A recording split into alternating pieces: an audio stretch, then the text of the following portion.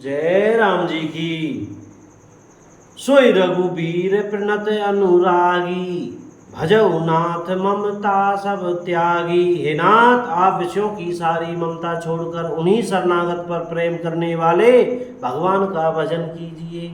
मंदोदरी कह रही है, अपने पति से समझा रही है उसे, राम जी आ गए हैं समुद्र दान कर। और जिनके लिए श्रेष्ठ मुनि साधन करते हैं और राजा राज्य छोड़कर वैरागी हो जाते हैं, वही कौशलाधीश श्री रघुनाथ जी आप पर दया करने आए हैं। हे प्रियतम, यदि आप मेरी सीख मान लेंगे तो आपका अत्यंत पवित्र और सुंदर यश तीनों लोकों में फैल जाएगा। ऐसा कहकर नेत्रों में करुणा का जल भरकर और पति के चरण पकड़कर कांपते हुए शरीर से मंदोदरी ने कहा, हे नाथ, श्री रघुनाथ जी का भजन कीजिए जिससे मेरा सुहाग अचल हो जाए। तब रावण में सुता उठाई।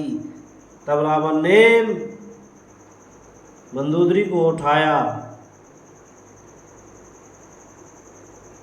वह दुष्ट उससे अपनी प्रभुता कहने लगा, हे प्रिय सुन, तूने व्यर्थ ही भय मान रखा है। बता तो, जगत में मेरे समान योद्धा है कौन? वरुण कुबेर पवन यमराज आदि सभी दिक्पालों को तथा काल को भी मैंने अपनी भुजाओं के बल से जीत रखा है। देवता, दानव और मनुष्य सभी मेरे वश में हैं। फिर तुझको यह भय किस कारण उत्पन्न हो गया?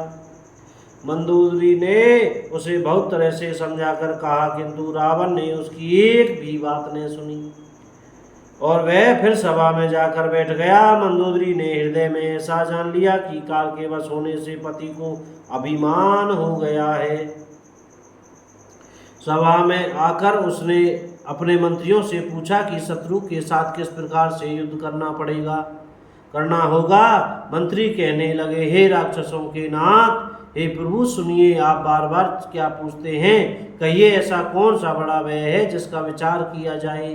भय की बात ही क्या है? मनुष्य और वानर भालू तो हमारे भोजन की सामग्री है, क्योंकि हम तो बहुत ही बड़े राक्षस हैं। कानों से सबके वचन सुनकर रावण का पुत्र प्रहस्त हाथ जोड़कर कहने लगा, हे प्रभु, नीति के विरुद्ध कुछ भी नहीं करना चाहिए।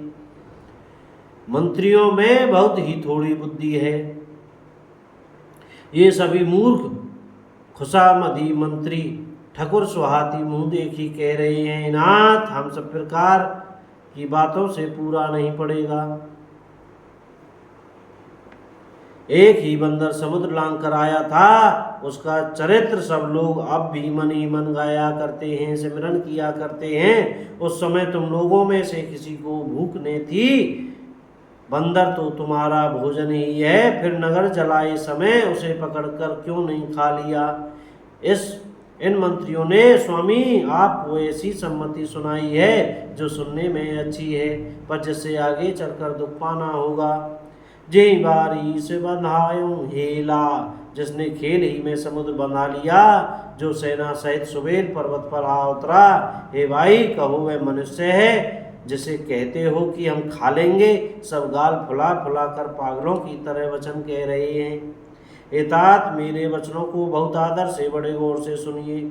मुझे मन में कायर न समझ लीजिएगा। जगत में ऐसे मनुष्य झुंड के झुंड बहुत अधिक हैं, जो प्यारी मुंह पर मीठी लगने वाली बात ही सुनते और कहते हैं, सीताराम। बोल श्री हनुमान जी महाराज की जय हो।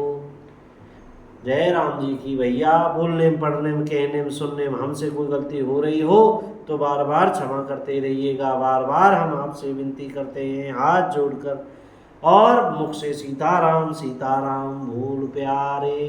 राधे श्याम राधे श्याम, राधे श्याम राधे श्याम कह प्यारे।